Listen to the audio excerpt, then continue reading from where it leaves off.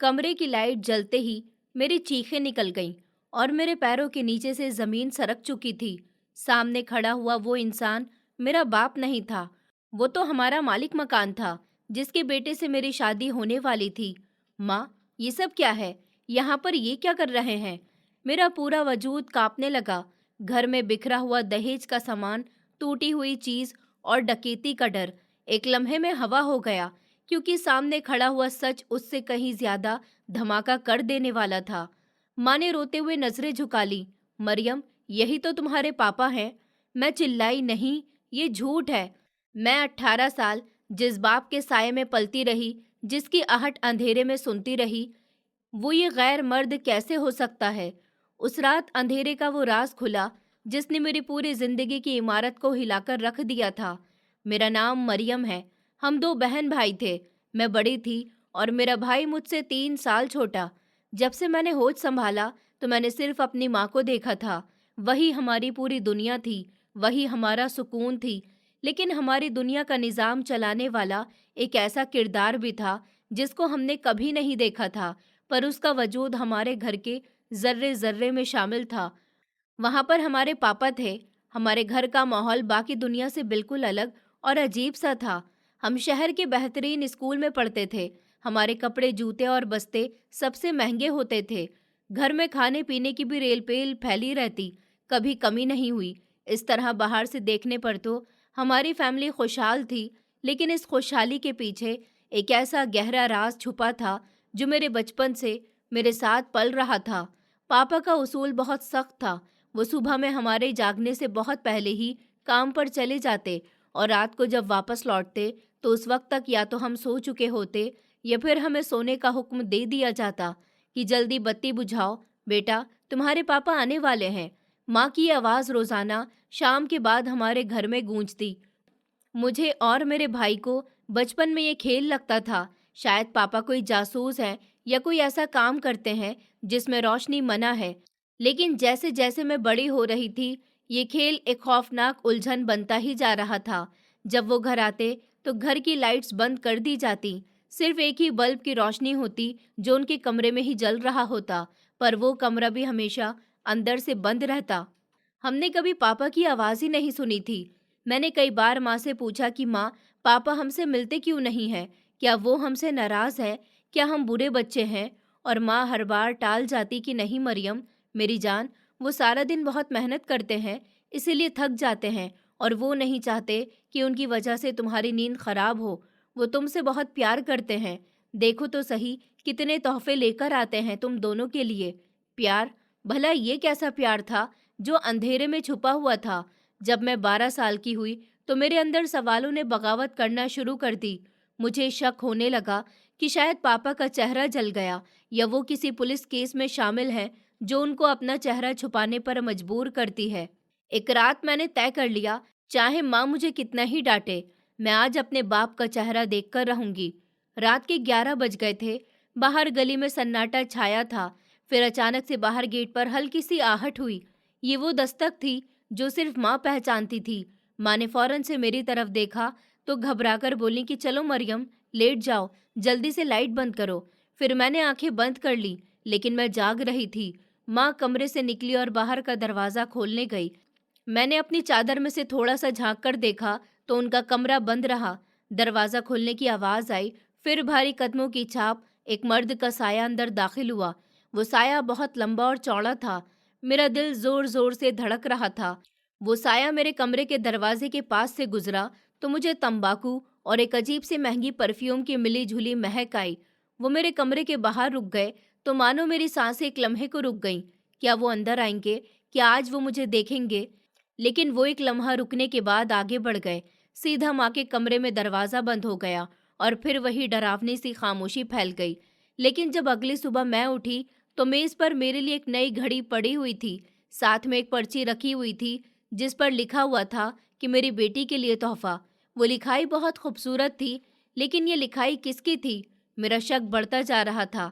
इस तरह मैं 18 साल की हो गई थी और अब ये छुपन छुपाई मुझे काटती थी। वक्त अपनी रफ्तार से गुजरता जा रहा था और मैं 18 साल की हो गई। इन 18 साल में अगर कोई चीज़ नहीं बदली थी तो वो था हमारे घर का अजीब और गरीब माहौल और पापा का अंधेरों में छुपा हुआ वजूद था। मैंने अपना मैट्रिक का इम्तिहान दिया और जिस दिन रिजल्ट आया वो मेरी ज़िंदगी का सबसे खुशगवार दिन था। मैंने पूरे स्कूल में बहुत अच्छे नंबर हासिल किए। मेरी सब सहेलियां कॉलेज जाने के प्लान्स बना रही थी और मैं भी अपनी आंखों में डॉक्टर बनने के सपने सजाए हुए घर पर लौटी तो मम्मी किचन में थीं।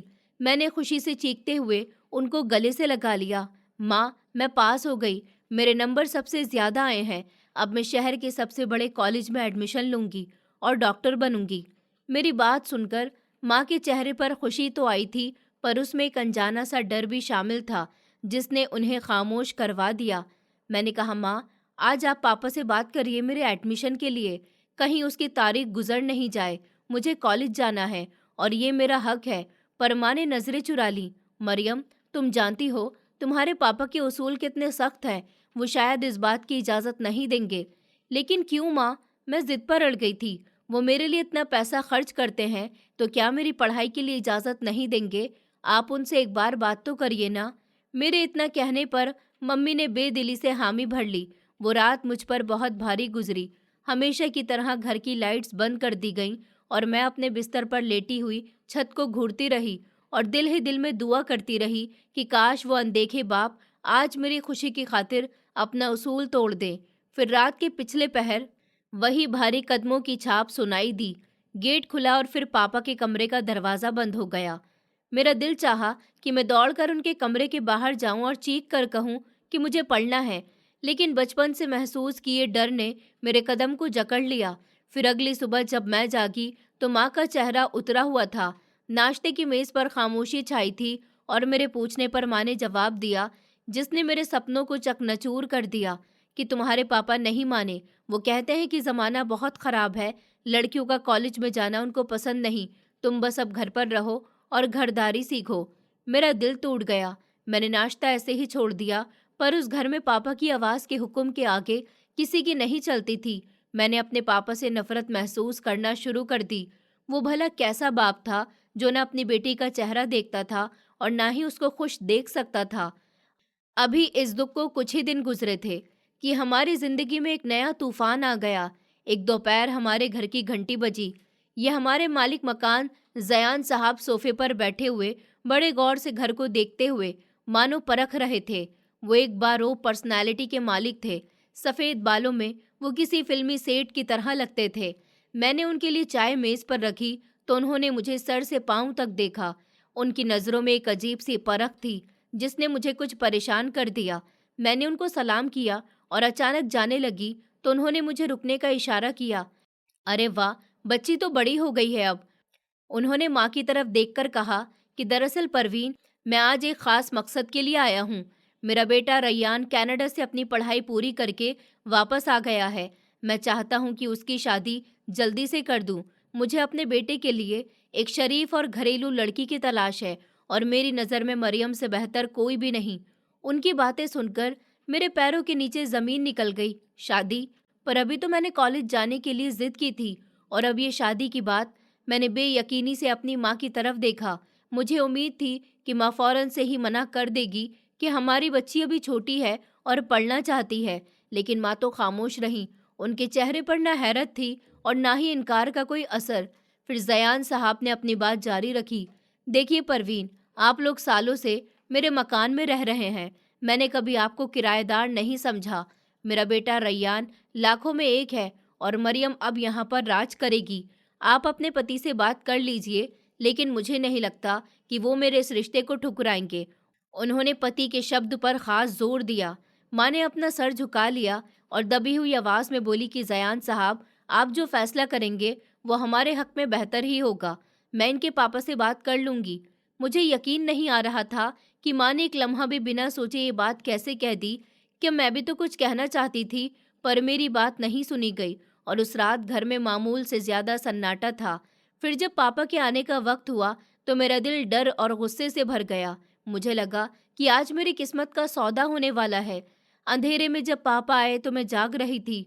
मैंने फैसला कर लिया था कि अगर उन्होंने इस रिश्ते के लिए हाँ कर दी तो मैं उनके सामने ज़रूर जाऊंगी, चाहे वो मुझे जान से ही क्यों ना मार दे। लेकिन तकदीर को तो कुछ और ही मंजूर था। सुबह की पहली किरण के साथ ही माँ मेरे कमरे में दाखिल हुई। उनके हाथ में मिठाई का डब्बा था, जिसे देखकर मेरा दिल डूब गया। ये मिठाई खुशी की नहीं, बल्कि मेरे अरमानों के कत्ल की निशानी थी। माँ ने उस डब्बे को मेज पर रखा और धीमे लहजे में बोली कि मुबारक हो मरियम, तुम्हारे पापा इस रिश्ते के लिए मान गए। उन्होंने जयान साहब के बेटे के लिए हाँ कर दी है। मुझे उस लम्हे ऐसा महसूस हुआ जैसे मेरे कानों में किसी ने शीशा पिघला दिया हो। मैंने झटके से माँ की तरफ देखा। क्या पापा मान गए? बिना देखे बिना जाने? पर मम्मी, मैं तो पढ़ना चाहती हूँ, मैं अभी शादी नहीं करना चाहती। आपने उनको बताया नहीं कि मेरी उम्र अभी क्या है? मेरी आवाज़ में फरियाद थी और बेबसी थी। तो माँ ने आगे बढ़कर मुझे गले से लगाना चाहा, लेकिन मैं पीछे हट गई थी। मुझे आज अपनी माँ से भी अजनबी सी महसूस हो रही थी। बेटा, जिद नहीं करते। तुम्हारे पापा ने जो फैसला किया है वो सोच समझकर ही किया होगा। नज़यान साहब का हम पर एहसान है और उनका बेटा लाखों में एक है। क्या कमी है उसमें? वैसे भी अच्छे रिश्ते आसानी से नहीं मिलते। ऐसे रिश्तों को तो लोग तरसते हैं। अरे ऐसा रिश्ता तो किस्मत वालों को ही मिलता है। माँ ने रिवायत की बातें दोहराई। मैंने कड़वाहट से हंसी। तो पापा मेरा सौदा करके उनका एहसान चुका रहे हैं। माँ, मैं कोई चीज़ तो नहीं हूँ जिसको वो जब चाहे बेच दे या कुछ भी करे। मैं नहीं जानती। मैं आज रात उनसे बात करूंगी। मैं जाऊंगी और उनसे पूछूंगी कि मेरी ही कुर्बानी क्यों। खबरदार मरियम। माँ का लहजा अचानक से सख्त हो गया। अगर तुमने पापा के सामने अपनी जुबान खोली या उनके फैसले की बेइज्जती की तो देखना, मुझसे बुरा कोई नहीं होगा। वो तुम्हारे पापा हैं, तुम्हारे मालिक नहीं। लेकिन इस घर का निज़ाम उनके दम से ही चलता है। बस खामोशी से तैयारी करो। शाम को जयान साहब और उनका बेटा रस्म के लिए आ रहे हैं। माँ पत्थर की लकीर की तरह फैसला सुनाकर कमरे से निकल गई और मैं वहीं पर फर्श पर बैठकर रोती रही। शाम को घर में एक अजीब बेचैनी थी। लेकिन जयान साहब अपने बेटे रैयान और कुछ करीबी रिश्तेदारों के साथ हमारे घर पर आए। मेरी नज़र उठ ही नहीं रही थी, पर मैं महसूस कर सकती थी कि सबकी नज़र मुझ पर ही जमी हुई है। जयान साहब बहुत खुश थे। वो माँ से ऐसे बात कर रहे थे जैसे वो कोई किराएदार नहीं, बल्कि घर की ही मालकिन हो। परवीन, आप फिक्र नहीं करिए। मरियम अब मेरी बेटी है। इसकी पढ़ाई का शौक भी पूरा हो सकता है, अगर ये चाहे तो। लेकिन शादी के बाद। जयान साहब ने शायद मेरे चेहरे की उदासी पढ़ ली थी। उनकी ये बात सुनकर मेरे दिल में उम्मीद की एक किरण जागी, पर अगले ही लम्हे बुझ भी गई, क्योंकि मैं जानती थी कि मेरे पापा कभी इजाज़त नहीं देंगे। फिर रस्म शुरू हुई। रैयान ने मुझे अंगूठी पहनाई। उसके हाथ बहुत नरम थे, लेकिन मेरे हाथ बर्फ की तरह ठंडे पड़ रहे थे। रस्म के बाद जब सारे मेहमान चले गए तो मैंने अंगूठी उतार कर मेज़ पर फेंक दी। मेरा दम घुट रहा था और रात को घर की लाइट्स बंद कर दी गईं। मैं जाग रही थी। मुझे इंतज़ार था कि आज तो वो इंसान मुझसे बात करेगा जिसने मेरी जिंदगी का इतना बड़ा फैसला किया है। फिर रात के 2 बजे कदमों की छाप उभरी। पापा आए। वो सीधा माँ के कमरे में गए। कुछ देर हल्की आवाज़ में बातें हुई और फिर खामोशी छा गई। मैंने कान लगाकर सुनने की बहुत कोशिश की कि शायद मेरा नाम लिया जाए या शायद कोई प्यार की बात ही बोली जाए, लेकिन वहाँ पर सिर्फ खामोशी थी। सुबह जब मैं उठी तो डाइनिंग टेबल पर पैसों की एक भारी गड्डी रखी हुई थी। उसके साथ एक नोट था जिस पर लिखा हुआ था कि मेरी बेटी की शादी की शॉपिंग के लिए कम हो तो और मांग लेना। मैंने नफरत से उन नोटों की तरफ देखा। ये कागज़ के टुकड़े मेरी खुशियों की कीमत थे। मेरे पापा समझते थे कि वो पैसे देकर अपनी जिम्मेदारी पूरी कर रहे हैं। उनको नहीं पता था कि उनकी बेटी को जेवर और कपड़ों की नहीं, बल्कि उनके साथ और सहारे की ज़रूरत थी। शादी की तारीख तय हो गई थी और घर में तैयारियों का हंगामा उठा हुआ था। रोज नए कपड़े, जेवर और दहेज का सामान घर पर आ रहा था। पापा की तरफ से पैसों की रेल पेल थी, कोई कमी नहीं थी। रोजाना सुबह मेज पर नोटों की गड्डियां पड़ी हुई मिलती, लेकिन वो हाथ नजर नहीं आता जो ये सब कुछ इकट्ठा कर रहा था। मैं उन नोटों को देखती और मेरे अंदर नफरत और ज्यादा गहरी हो जाती। एक शाम हम बाजार से शॉपिंग करके लौटे तो मैं थक कर चूर हो गई थी। माँ बड़े शौक से लाए गए कपड़े फैलाकर देख रही थी। मरियम, जरा देखो तो सही, ये लाल रंग तुम पर कितना अच्छा लगेगा ना। तुम्हारे पापा ने कहा था कि तुम्हारे लिए सबसे महंगा लहंगा लिया जाए। माँ की आवाज़ में खुशी साफ झलक रही थी, पर मैंने गुस्से से कपड़ा दूर को धकेल दिया। माँ, बस भी करिए। क्या पापा को सिर्फ यही फिक्र है कि मैं महंगे कपड़े पहनूं? क्या उनको ये फिक्र नहीं कि उनकी बेटी किस हाल में है। वो मुझे इस घर से विदा करने वाले हैं, लेकिन अभी तक उन्होंने मुझे गले से लगाकर मुबारकबाद तक नहीं दी। ये क्या बात है भला? कैसे पापा हैं वो, जो सिर्फ नोट फेंकना जानते हैं? माँ ने कपड़ा तय करते हुए संजीदगी से कहा कि तुम बहुत एहसान फरामोश हो रही हो मरियम। वो बेचारे दिन रात तुम्हारी खातिर ही तो मेहनत कर रहे हैं। उनके पास वक्त नहीं होता। मैंने कहा, अच्छा वक्त नहीं होता या वो देना नहीं चाहते? मैंने कड़वाहट से सवाल किया। मुझे लगता है कि उनको मुझ में, अपनी बेटी में कोई दिलचस्पी ही नहीं है। बस एक जिम्मेदारी है जिसको वो पैसों के जोर पर निभा रहे हैं। अभी हमारी ये बहस जारी ही थी कि दरवाजे पर दस्तक हुई। मैंने जाकर दरवाज़ा खोला तो सामने जयान अंकल खड़े हुए थे। उनके हाथ में मिठाई और फूलों की टोकरियां थीं। कैसी हो बेटी? मैंने सोचा कि तैयारियों का हाल चाल पूछ लूं। उन्होंने प्यार से मेरे सर पर हाथ रखा। मैं उन्हें लेकर अंदर आई। जयान अंकल ने सोफे पर बैठे हुए चारों तरफ बिखरे सामान को देखा और मुस्कुराए। बहुत खूब, लगता है कि जोर शोर से तैयारी चल रही है शादी की। परवीन, कोई कमी तो नहीं? अगर पैसों की जरूरत हो तो बिना झिझक बता दीजिएगा। आखिर मरियम अब मेरी भी बेटी है। माँ पानी का गिलास देते हुए बोली कि नहीं जयान साहब, सब ऊपर वाले का शुक्र है और मरियम के पापा ने कभी किसी चीज़ की कमी नहीं छोड़ी है। सब कुछ बहुत अच्छे से हो रहा है। मैं खामोशी से जयान अंकल को देख रही थी। वो कितने अच्छे इंसान थे। हालांकि वो हमारे मालिक मकान थे और अब होने वाले ससुर भी, लेकिन उनका व्यवहार मेरे अपने पापा से 1000 गुना ज्यादा बेहतर था। वो रोज घर के चक्कर लगाते, मेरी हर ज़रूरत का ख्याल रखते, मुझसे खूब बातें करते। मैं अपने जज्बात पर काबू नहीं रख सकी और बोल पड़ी कि अंकल, काश मेरे पापा भी आप जैसे ही होते। तभी माँ ने घबराकर मेरी तरफ देखा और रोकने की कोशिश की कि मरियम, ये कैसी बातें कर रही हो? लेकिन मैं रुकी नहीं। मेरी आंखों में आंसू आ गए थे। सच कह रही हूँ माँ, देखिए, इन्हें ये रोज यहाँ आते हैं, मेरा हालचाल पूछते हैं, और एक मेरे पापा है जो इसी घर में रहते हैं, पर बिल्कुल अजनबियों की तरह। आप यकीन करें अंकल, मैंने आज तक अपने पापा का चेहरा भी नहीं देखा। वो तो अंधेरे में आते हैं और अंधेरे में ही चले जाते हैं। मुझे तो कभी कभी शक भी होता है कि वो मुझसे प्यार भी करते हैं या नहीं। मेरी बात से जयान साहब के चेहरे पर एक अजीब सा दुख आ गया। उनकी आंखों में नमी उतर आई। फिर उन्होंने गहरी सांस ली और धीरे से बोले कि बेटी, इंसान की मजबूरियां तुम नहीं समझ सकती। क्या पता, हो सकता है कि तुम्हारे पापा तुमसे इतना प्यार करते हों कि इजहार करने से डरते हों। कभी कभी दूरी प्यार को बचाने के लिए ज़रूरी होती है। तुम अपने पापा को गलत मत समझो। वो ज़रूर दुनिया के सबसे बेहतरीन बाप होंगे जो अपनी औलाद की खातिर खुद को मिटा रहे हैं। उनके लहजे में इतना दर्द था कि मैं एक लम्हे को खामोश हो गई। फिर वो कुछ देर बैठे, इधर उधर की बातें की और फिर चले गए। उनके जाने के बाद मैं देर तक बैठी सोचती रही कि जयान अंकल मेरे पापा की इतनी तारीफ क्यों कर रहे थे, इतनी साइड क्यों ले रहे थे। उस रात मैंने फैसला किया कि मैं एक कागज़ उठाऊंगी और उस पर अपने दिल का सारा दुख लिख दूंगी। प्यारे पापा, मैंने लिखा कि मैं आपकी बेटी हूँ। आपने हमेशा मेरी हर ख्वाहिश पूरी की है, लेकिन एक ख्वाहिश पूरी नहीं की, अपने आप को दिखाने की ख्वाहिश। मैं अब शादी करके जा रही हूँ कि आप मुझे विदा करते हुए अपना समय भी नहीं देंगे।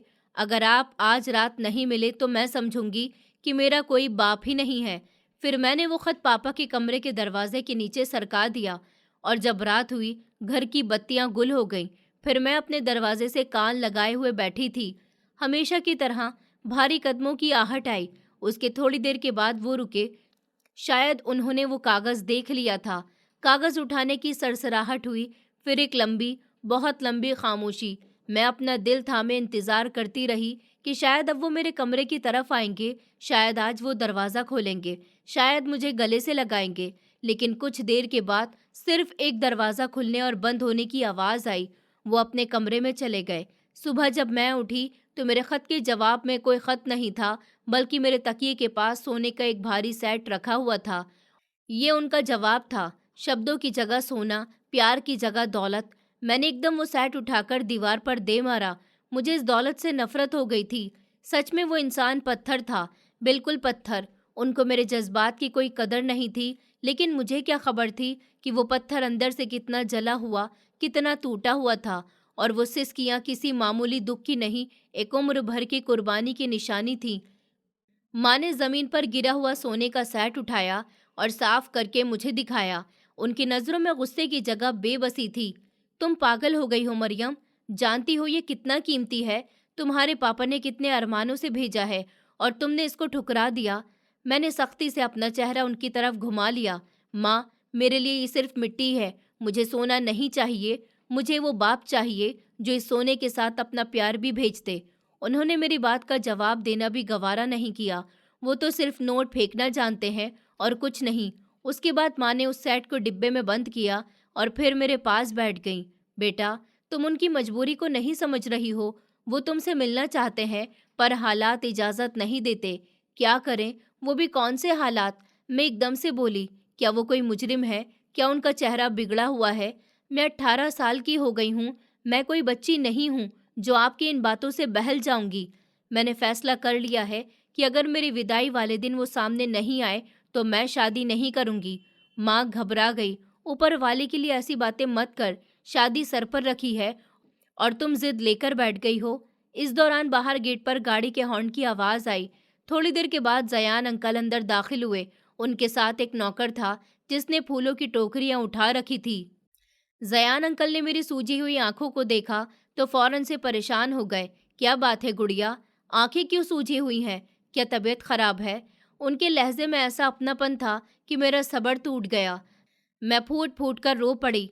जयान अंकल ने आगे बढ़कर मेरे सर पर हाथ रख दिया। अरे मेरी बेटी, रो क्यों रही हो? परवीन, क्या हुआ है इसको? किसी ने कुछ कहा है क्या इससे? तब माँ ने नज़रों से घूर कर मुझे छुपाने की कोशिश की तो मैंने अपनी नज़र झुका ली। माँ बोली, अरे कुछ नहीं जयान साहब, बस आपकी याद सता रही है, जिद कर रही है। अरे कुछ नहीं जयान साहब, बस बाप की याद सता रही है, जिद कर रही है कि पापा सामने क्यों नहीं आते और ये कहती है कि जब तक वो इससे नहीं मिलेंगे ये शादी नहीं करेगी। तभी जयान साहब के चेहरे पर एक साया सा लहराया। वो कुछ देर खामोश रहे, फिर मेरे पास कुर्सी खींच कर बैठ गए। देखो मरियम बेटा, मैं जानता हूँ कि एक बेटी के लिए उसके बाप का साया कितना ज़्यादा ज़रूरी होता है, लेकिन कभी कभी प्यार कुर्बानी भी मांगता है। तुम्हारे पापा अगर सामने नहीं आ रहे तो यकीन करो उसमें उनकी कोई बहुत बड़ी मजबूरी होगी। वो तुमसे दूर रहकर भी तुम्हारे पास है। देखो तो सही, उसने तुम्हारे लिए क्या कुछ नहीं किया। मैंने आंसू साफ करते हुए उनकी तरफ देखा।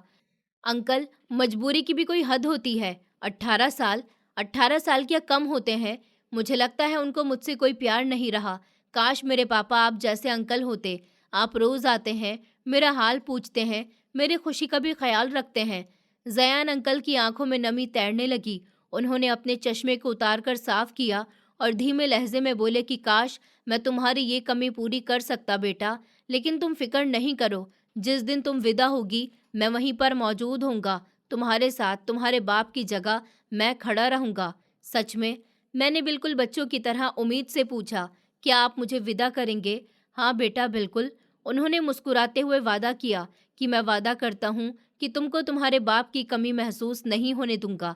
अब ये आंसू साफ करो, दुल्हन रोती हुई अच्छी नहीं लगती है।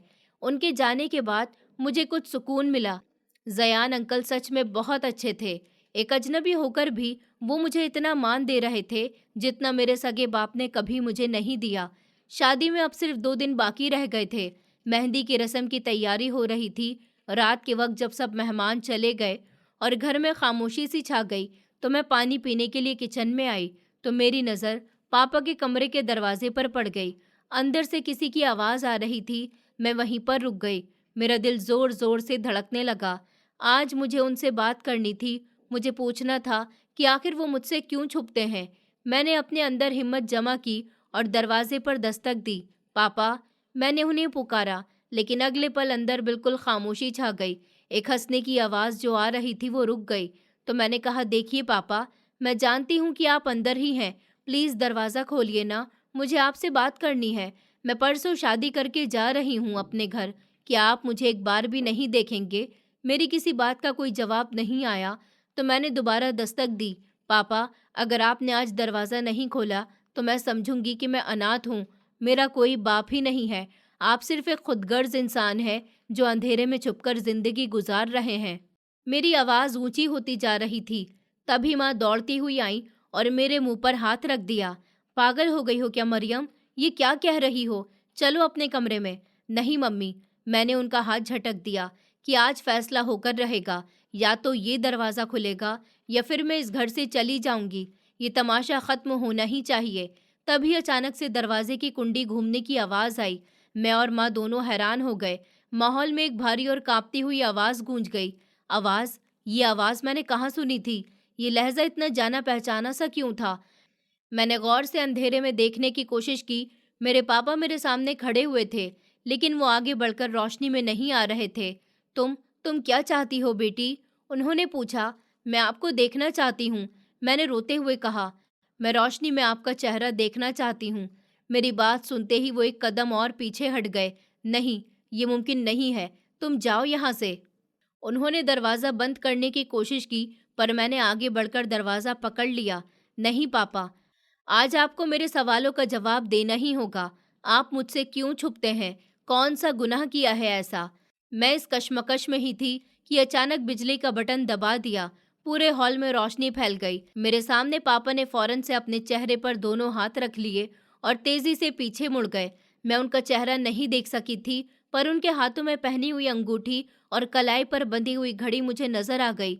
वो घड़ी वही सुनहरी डैल वाली घड़ी थी जो आज शाम में ही मैंने जयान अंकल के हाथ में देखी थी। मेरा दिमाग चकरा गया। ये क्या माजरा था? मेरे पापा के हाथ में जयान अंकल जैसी घड़ी क्यों थी भला? फिर दरवाज़ा जोर से बंद हो गया और कुंडी लगा दी गई। मैं बाहर खड़ी हुई हक्का बक्का रह गई। माँ ने मुझे बाजू से पकड़कर खींच दिया। देख लिया तुमने तमाशा? खुश हो गई अब? चलो अभी यहाँ से। माँ मुझे कमरे में लेकर आई, लेकिन मेरी आंखों के सामने वो घड़ी घूम रही थी। ये सिर्फ इत्तेफाक था या फिर कोई और राज? सुबह का सूरज निकला तो मेरी आंखों में रात वाली बात घूम रही थी। वो सब मंजर दिखाई दे रहा था। रात मैंने पापा के हाथ में जो घड़ी देखी थी, वो बिल्कुल वैसी ही थी जैसी जयान अंकल पहनते हैं। पर यह कैसे मुमकिन है? माँ ने चाय लौटते हुए अपने हाथों को रोका और मुड़कर मेरी तरफ देखा। उनके चेहरे पर तसल्ली थी। शायद उन्होंने पहले से सवाल का जवाब सोच रखा था। मरियम, तुम फिर शुरू हो गई हो बेटा। दुनिया में हजारों घड़ियां एक जैसी होती हैं। जयान साहब से पिछले महीने तुम्हारे पापा को वो घड़ी तोहफे में मिली थी।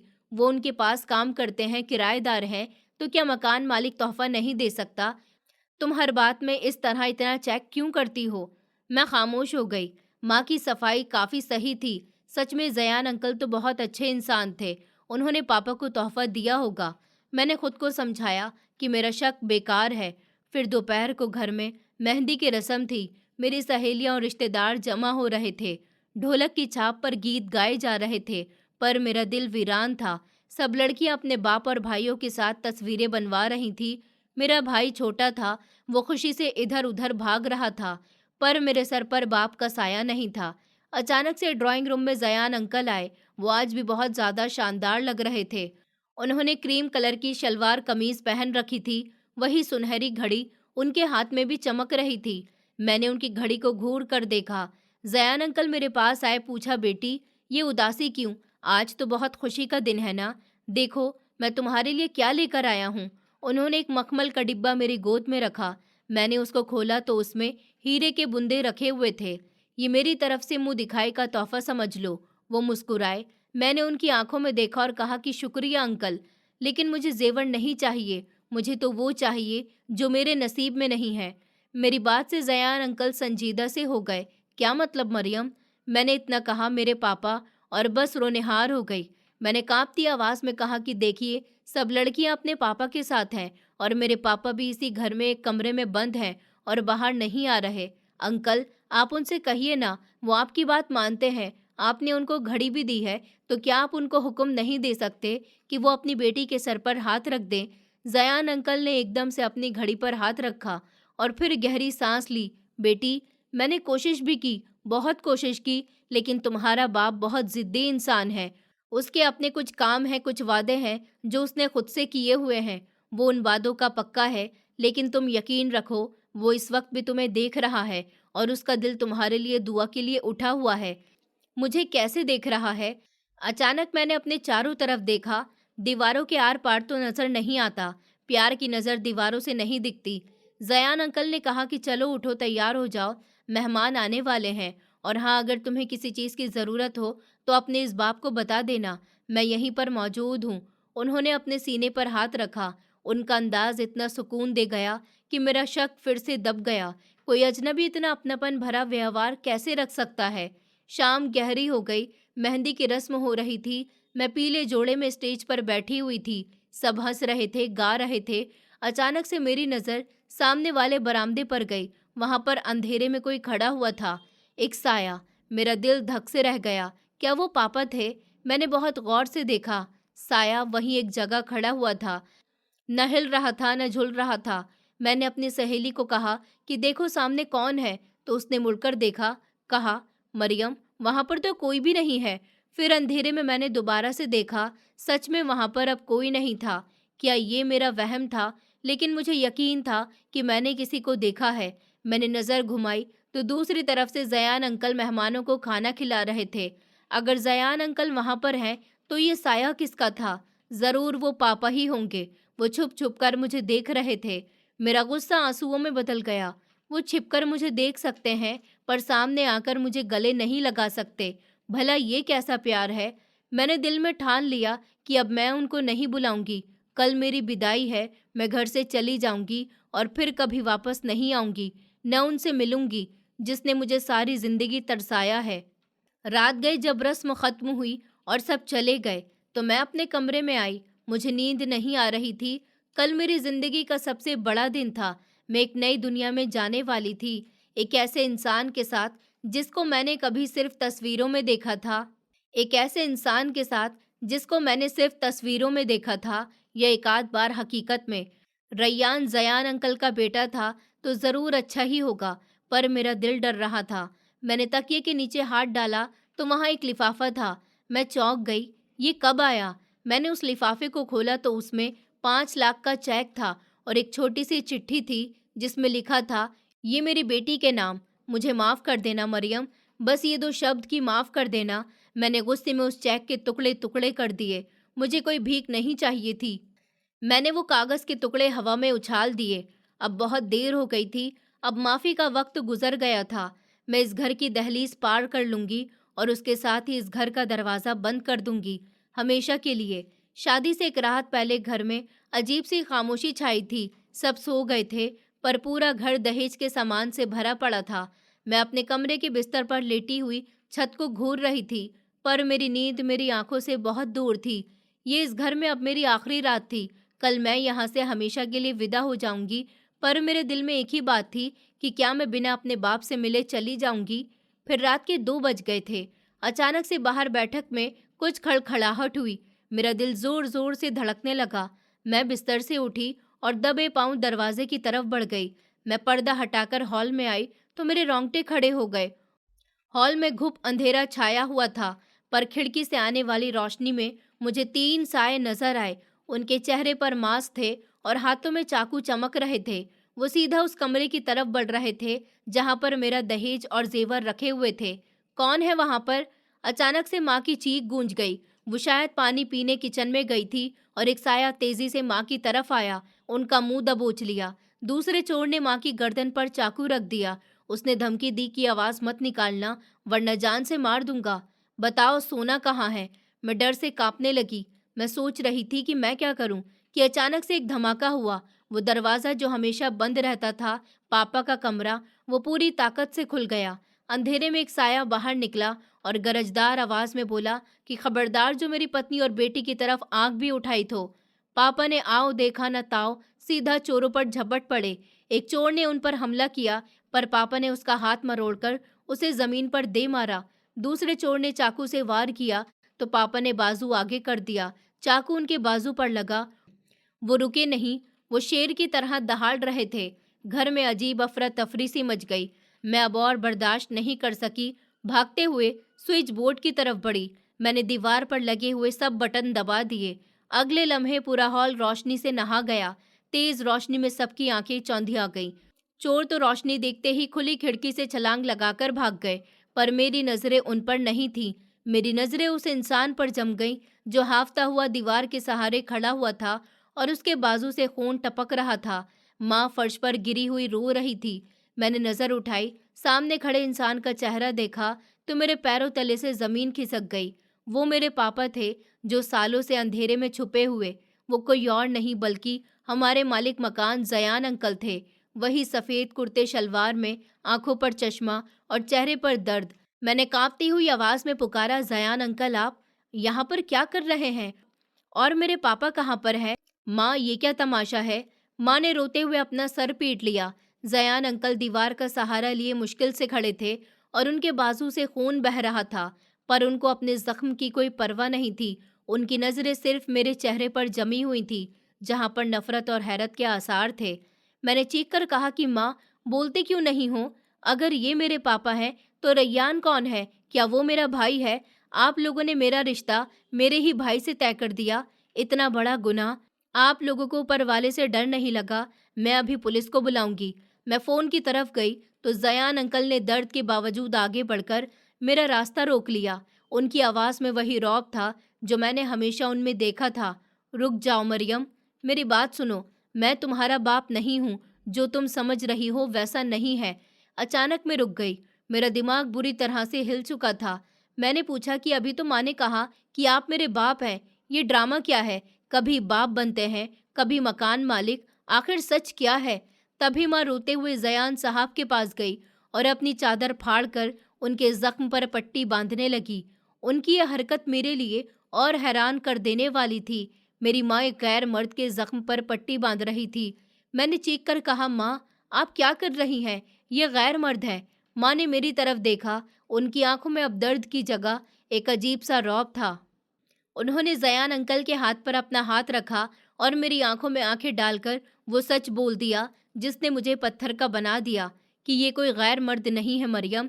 ये मेरे पति हैं और तुम्हारे बाप है, लेकिन ये तुम्हारे सगे बाप नहीं है, तुम्हारे सौतेले बाप हैं। कमरे में उस लम्हे मौत का सा सन्नाटा छा गया। मैंने माँ को देखा और फिर जयान अंकल को। उसके बाद मैंने पूछा कि माँ, आपने शादी कर ली? कब? और अगर ये मेरे सगे बाप नहीं है तो मेरा सगा बाप कौन है? वो कहाँ पर है? जयान अंकल ने अब गहरी सांस ली और सफ़ेद पड़ते चेहरे को संभालते हुए कहा कि बैठ जाओ मरियम। आज रात हर सच्चाई जानना तुम्हारे लिए ज़रूरी है। तुमने हमें गलत समझा, लेकिन हमने जो कुछ भी किया वो सिर्फ तुम्हारी और तुम्हारे भाई की भलाई के लिए किया। उन बातों को सुनते सुनते मैं फर्श पर वहीं बैठ गई। मेरे पैरों में खड़े होने की ताकत भी नहीं रही।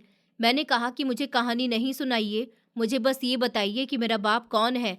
वो इंसान जिसका इंतज़ार मैंने आज तक किया, जिसके लिए मैंने रातों को जागकर पहरे दिए, क्या वो भी झूठ था?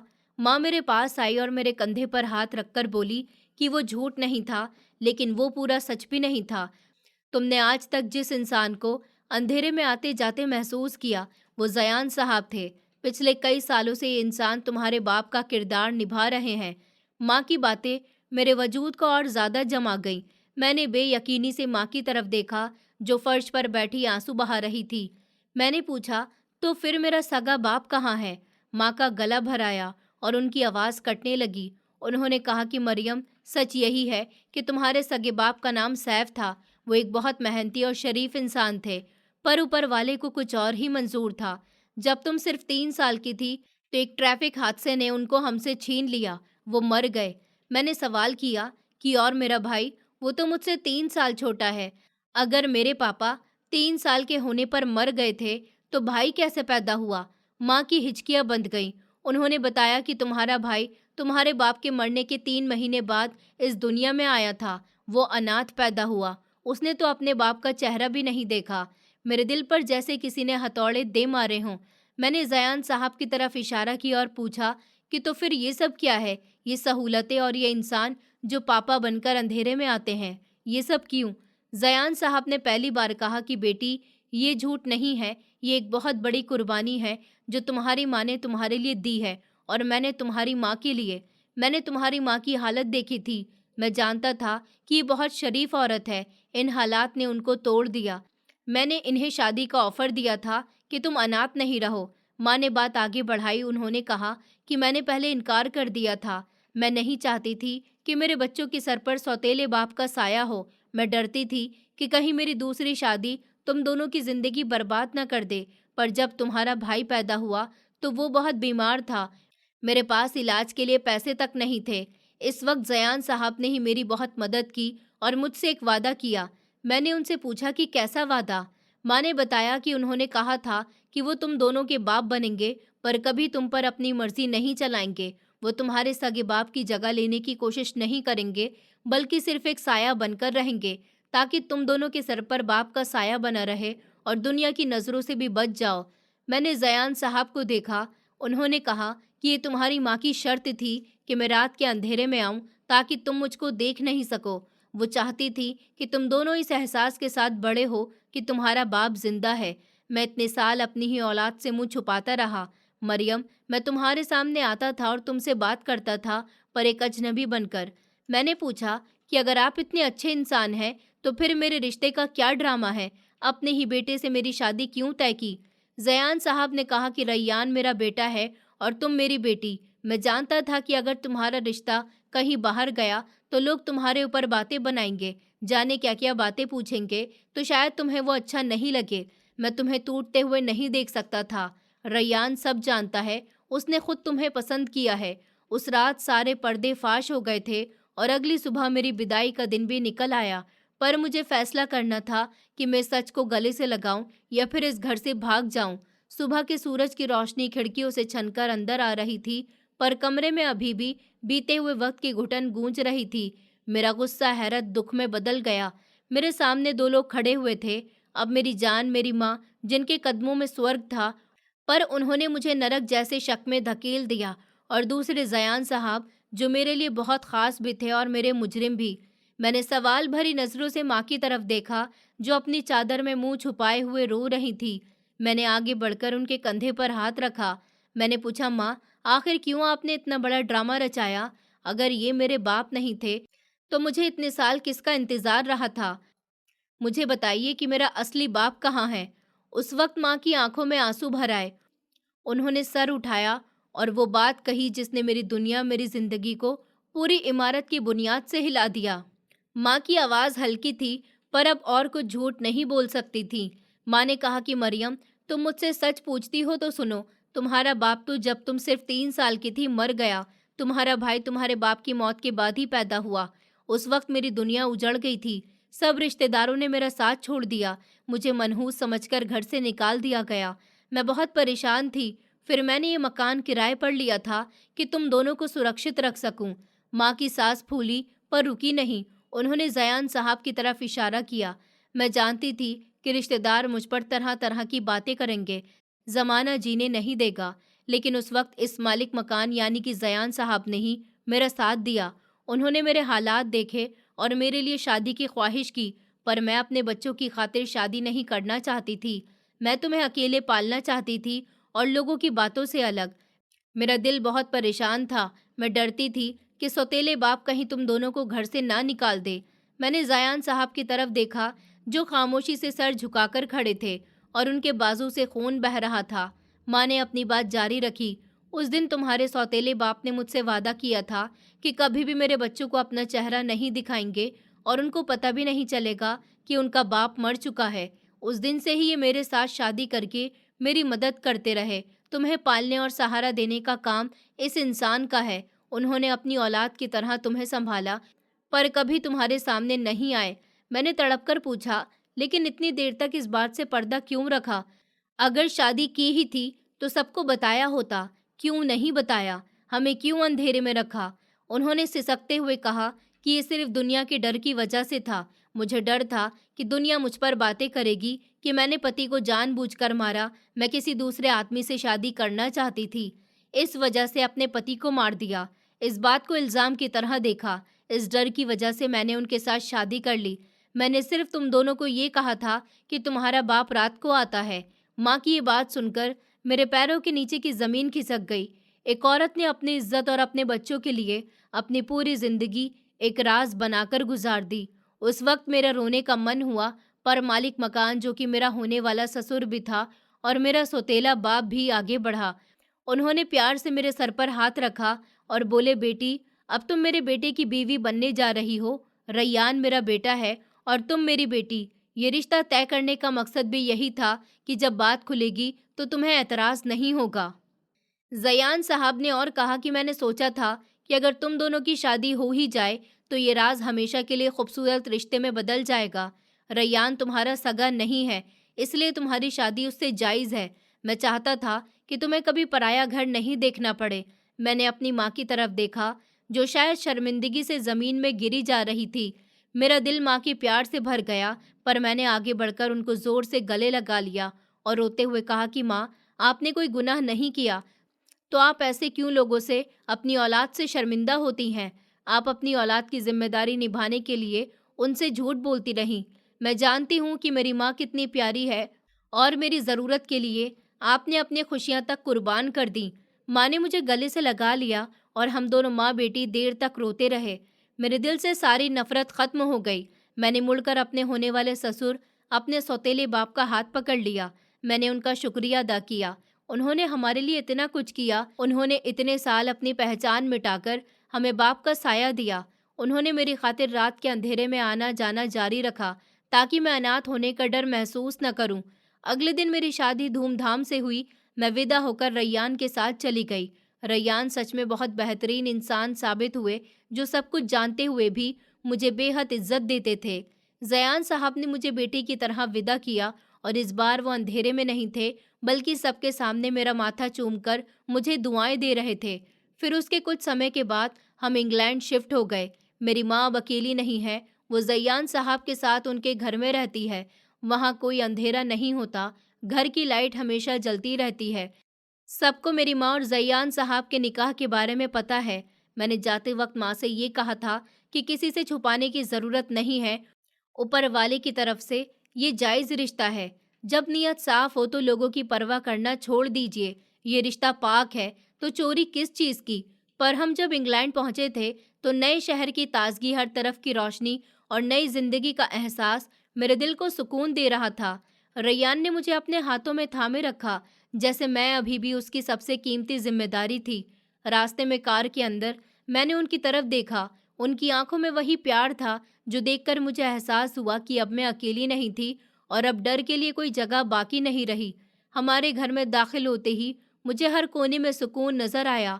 यहाँ सब कुछ बहुत अच्छे से सेट था, पर सबसे बड़ी खुशी थी माँ और जयान साहब का साथ। वो दोनों अब खुलेआम एक दूसरे के साथ थे, कोई डर नहीं, कोई राज नहीं, और उनके चेहरे पर जो सुकून था वो मेरे लिए किसी वरदान से कम नहीं था। मैंने माँ को जब गले से लगाया था तो अब वो डर और शर्म से बेझिझक थी। रात को जब मैं अपने कमरे में बैठी और रैयान ने चाय बनाई, फिर वो मेरे पास बैठ गया। मैंने देखा कि वो सच में मेरा कितना ख्याल रखता है। पापा का फैसला ठीक था कि रैयान मेरा पार्टनर बन सकता है। रैयान जानता था कि मेरी जिंदगी में कितने अंधेरे पल थे, और अब उसने ये जिम्मेदारी खुद उठाई थी कि मैं सिर्फ खुश रहूं। उसने मेरी आंखों में देखा और धीरे से कहा कि अब तुम मेरी बीवी हो, मरियम, कोई भी अंधेरा तुम्हारे पास नहीं आएगा। मैंने उसका हाथ थामा और पहली बार महसूस किया कि मेरी दुनिया पूरी तरह से बदल गई। मैंने अपने पिछले सालों के दर्द को पीछे छोड़ना शुरू किया। रैयान बहुत अच्छा था। वो मेरी जिंदगी में अपनी मौजूदगी से मुझे एहसास दिला रहा था कि प्यार सिर्फ शब्दों में नहीं, हर कदम में दिखता है। हम साथ में बाजार गए, पार्क में समय बिताया, और हर रोज मेरे अंदर का वो डर धीरे धीरे मिटता गया। एक दिन शाम को हम दोनों अपने घर की छत पर बैठे थे। हवा ठंडी थी, लेकिन दिल गर्म था। रैयान ने कहा कि देखो मरियम, अब कोई राज नहीं है, कोई डर नहीं, बस हम और हमारी दुनिया है, जिसको हम खूबसूरत बनाएंगे।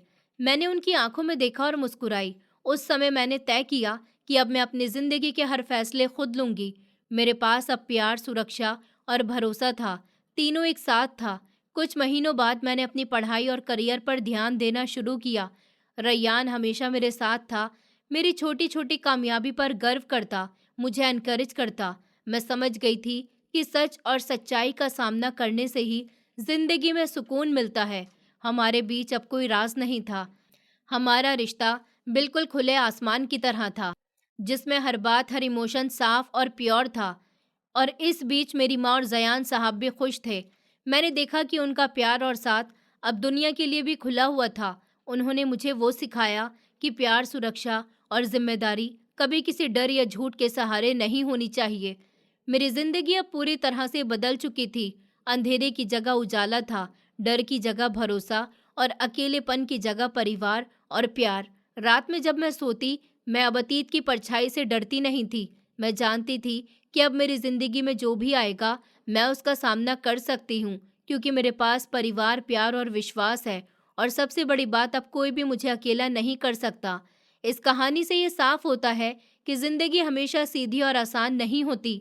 कभी कभी लोग हमें सच नहीं बताते, झूठ या राज छुपाते हैं, लेकिन वो सब हमारे भले के लिए होता है। प्यार और परिवार सिर्फ खून या रिश्ते का नाम नहीं होते, बल्कि वो लोग भी परिवार बन सकते हैं जो हमें बिना शर्त के इतना प्यार देते हैं, हमारी मदद करते हैं और हमें सुरक्षित महसूस कराते हैं। भरोसा, इज्जत और जिम्मेदारी ही असली ताकत है। जिंदगी में कई बार हमें मुश्किल फैसले लेने पड़ते हैं, डर का सामना भी करना पड़ता है और दूसरों की खुशियों के लिए अपने आदेशों को पीछे रखना पड़ता है। लेकिन जब हम सच्चाई को अपनाते हैं और अपने डर को छोड़ देते हैं और भरोसे के साथ आगे बढ़ते हैं, तो जिंदगी में शांति, सुकून और खुशी मिलती है। यही असली सीख है। किसी भी रिश्ते की मजबूती सिर्फ दिखावे या नाम से नहीं होती, बल्कि प्यार, इज्जत, भरोसा और सुरक्षा से होती है। दोस्तों, उम्मीद करती हूँ आपको हमारी कहानी पसंद आई होगी।